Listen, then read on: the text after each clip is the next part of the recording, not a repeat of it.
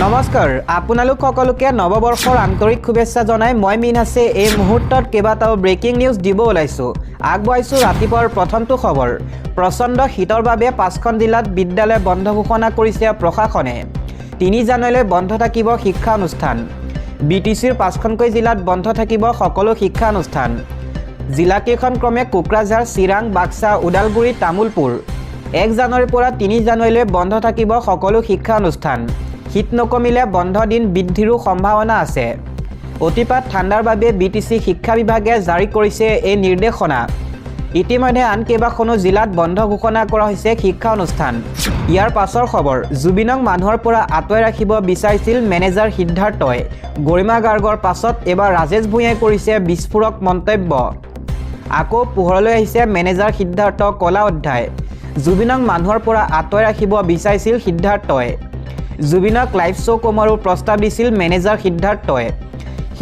মানুহৰ পৰা আঁতৰাই নিয়াৰ চেষ্টা কৰিছিল জুবিনক বছৰত মাত্ৰ 12ৰ পৰা 15খন শ্ব' কৰাৰ কথা কৈছিল সিদ্ধাৰ্থই কিন্তু জুবিন মান্তি হোৱা নাছিল সিদ্ধাৰ্থৰ এই প্ৰস্তাৱত শ্ব' কমাই মাননী বহুৱাৰো প্ৰস্তাৱ দিছিল সিদ্ধাৰ্থই এই বিষয়ে জুবিনক বুজাবলৈ ৰাজেশ ভূঞাক কৈছিল সিদ্ধাৰ্থই কিন্তু জুবিনে মানুহৰ পৰা আঁতৰত নাথাকো বুলি কৈছিল দিবলৈছো এটা পলিটিকেল ব্ৰেকিং নিউজ 1250 টকা আৰু 10000 টকাৰে কিমান দিন চলিব অৰুণোদয়ৰ 1250 টকা আৰু 10000 টকাৰে ধনী নহয় ভিক্ষাৰীহে হ'বগৈ 1250 টকা আৰু 10000 টকাৰে ল'ৰা ছোৱালীৰ ভৱিষ্যত ধ্বংস নকৰিব ধাৰ লৈ চৰকাৰে 1250 টকা আৰু 10000 টকা দি আছে এই ধাৰৰ বোজা আপোনাৰ মূৰৰ ওপৰতে পৰিব 1250 টকা আৰু 10000 টকা লৈছে লওক আপত্তি নাই কিন্তু এটা কথা চিন্তা কৰিব আমি দুগুণ পইচা তেওঁলোকক দি আছো এনেদৰে মন্তব্য কৰিছে প্ৰাক্তন ৰাজ্যিক বিজেপিৰ সভাপতি ৰাজেন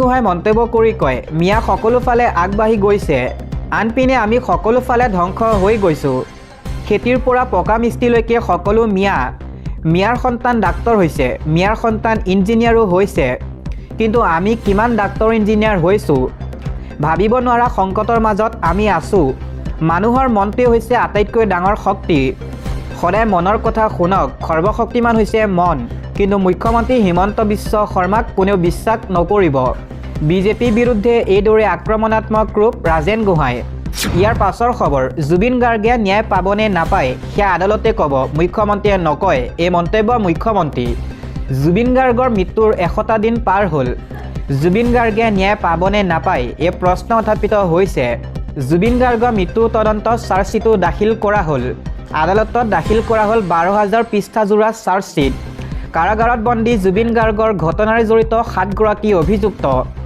জেলত বন্দী হৈ আছে শ্যাম কানু সিদ্ধাৰ্থ শিখৰ সন্দীপন অমৃতপ্ৰভা মহন্ত লগতে জেলত বন্দী হৈছে জুবিন গাৰ্গৰ 2গৰাকী PSO কিন্তু জুবিন গাৰ্গে ন্যায় কেতিয়া পাব জুবিন গাৰ্গৰ ন্যায়ক লৈ প্ৰতিক্ৰিয়া প্ৰকাশ মুখ্যমন্ত্ৰী হিমন্ত বিশ্ব শৰ্মাৰ জুবিন গাৰ্গে ন্যায় পাবনে নাপায় সেয়া আদালতে ক'ব এইদৰে মন্তব্য কৰিছে মুখ্যমন্ত্ৰী হিমন্ত বিশ্ব শৰ্মাই আদালতৰ বিচাৰাধীন হৈ আছে সমগ্ৰ প্ৰক্ৰিয়া আদালতৰ বিষয়ত মুখ্যমন্ত্ৰীয়ে কথা কোৱা উচিত নহয় আমি আমাৰ দায়িত্ব পালন কৰিলোঁ SITয়ে অভিযোগনামা দাখিল কৰিলে আদালতত এনেধৰণে এতিয়া মন্তব্য কৰিছে মুখ্যমন্ত্ৰী হিমন্ত বিশ্ব শৰ্মাই দিবলৈছো এটা পলিটিকেল ব্ৰেকিং নিউজ 2024ত 100খন আসনত নিৰ্বাচন খেলিব কংগ্ৰেছে 2024 নিৰ্বাচনক লৈ এই বৃহৎ ঘোষণা কৰিছে কংগ্ৰেছৰ সাংসদ গৌৰৱ গগৈয়ে 124খনৰ ভিতৰত কংগ্ৰেছৰ দলৰ প্ৰাৰ্থীৰ সংখ্যা উল্লেখ কৰিলে গৌৰৱ গগৈয়ে 124ৰ ভিতৰত 100খনতে নিৰ্বাচন খেলিব কংগ্ৰেছে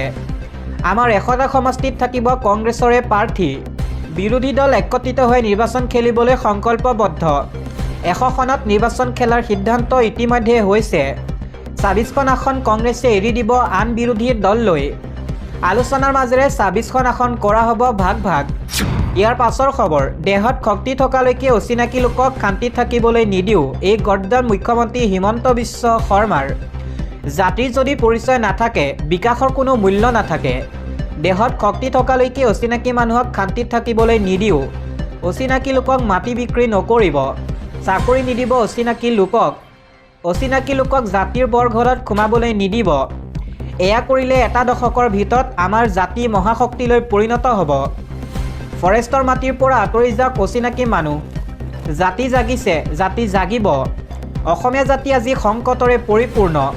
আমি সকলোৱে সাৱধান হ'ব লাগিব। আমাৰ গুৰু কেৱল শংকৰদেৱ আৰু মাধৱদেৱ। আমাৰ গুৰু শংকৰ আজান ফকীৰ নাছিল। মহাপুৰুষ শংকৰদেৱক আজান ফকীৰৰ লগত তুলনা নকৰিব। শংকৰ মাধৱ আমাৰ জাতীয় জীৱনৰ প্ৰাণ প্ৰতিষ্ঠাতা। সূৰ্য চন্দ্ৰ থকালৈকে শংকৰ মাধৱ আমাৰ মাজত জীয়াই থাকিব। বিকাশ আৰু জাতীয় পৰিচয় একেলগে গ'লে অসমীয়া জাতি মহাজাতি হ'ব। অচিনাকি মানুহক উচ্ছেদ কৰি 1,45,000 বিঘা মাটি মুকলি কৰিছোঁ। অচিনাকি মানুহক অসম ভূমিত শান্তিত থাকিবলৈ নিদিওঁ। বটদ্ৰৱাত এনেদৰে গৰজিল মুখ্যমন্ত্ৰী হিমন্ত বিশ্ব শৰ্মা। দিব লৈছোঁ আন এটা খবৰ। বটদ্ৰৱা প্ৰকল্প আঁৰত 3জনকৈ মুছলমান ব্যক্তি।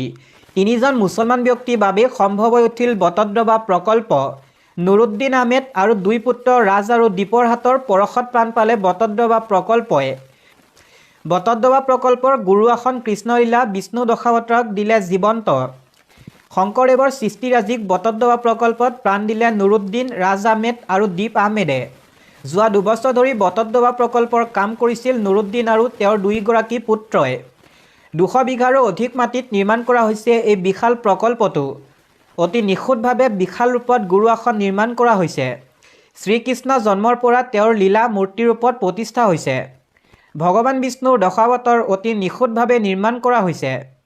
শ্ৰীমন্ত শংকৰদেৱৰ চিত্ৰ ভাগৱতৰ পৰা লোৱা হৈছে সকলো আৰ্হি। ভাগৱত কীৰ্তনো অধ্যয়ন কৰিছিল নুৰুদ্দিন, ৰাজ আৰু দীপে। নুৰুদ্দিন আহমেদ, ৰাজ আহমেদ আৰু দীপ আহমেদক কৃতজ্ঞতা জ্ঞাপন কৰক অসমৰ ৰাইজে। দিব লৈছোঁ আন এটা পলিটিকেল ব্ৰেকিং নিউজ। আকৌ খেলিমেলি। সাংসদ গৌৰৱ গগৈ 100খন আসনৰ ঘোষণাই জোকাৰিছে মিত্ৰতাক।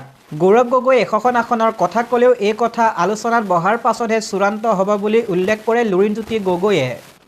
শাসক দল বিজেপিয়ে 2024 বিধানসভা নিৰ্বাচনক লৈ সাজু হোৱা সময়ত ৰাজ্যৰ বিৰোধী ৰাজনৈতিক দলসমূহে গঠন কৰিবলৈ লোৱা বিৰোধী ঐক্যৰ মাজত দেখা গৈছে সমষ্টি ভাগ বাটোৱাৰাক লৈ ব্যাপক অৰিয়াৰি।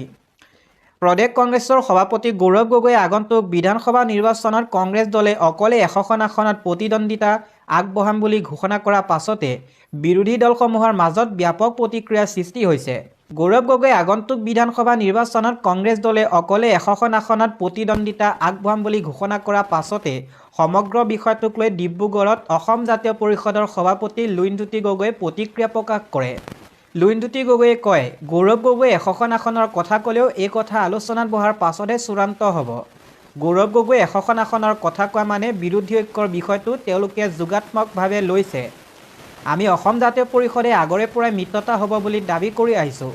মিত্ৰতা নহ'লে বিজেপিক পৰাভূত কৰাটো সম্ভৱ নহয়। বিৰোধীৰ ভোট বিভাজনৰ নোহোৱাকৈ ৰাখিব পাৰিলেহে বিজেপিক পৰাভূত কৰিবৰ বাবে সুবিধা হ'ব। সাংগঠনিক ভেটি কাৰ ক'ত শক্তিশালী আৰু কাৰ ক'ত জিকিব পৰা ক্ষমতা আছে তাৰ ওপৰত প্ৰাৰ্থিত্ব প্ৰদানৰ কথাটো গুৰুত্বপূৰ্ণ লাভ কৰিব। আমি যোৱাবাৰ ক'ত ভাল ফলাফল দেখুৱাব পাৰিছিলোঁ, ক'ত আমাৰ ভাল প্ৰাৰ্থী আছে, কোনবিলাক জাতীয়তাবাদী ভেটি আছে, সেই সকলো দিশ পৰ্যালোচনা কৰা হ'ব। আগন্তুক দিনত আলোচনাৰ মাজেদি সকলো সঠিক সিদ্ধান্ত গ্ৰহণ কৰা হ'ব।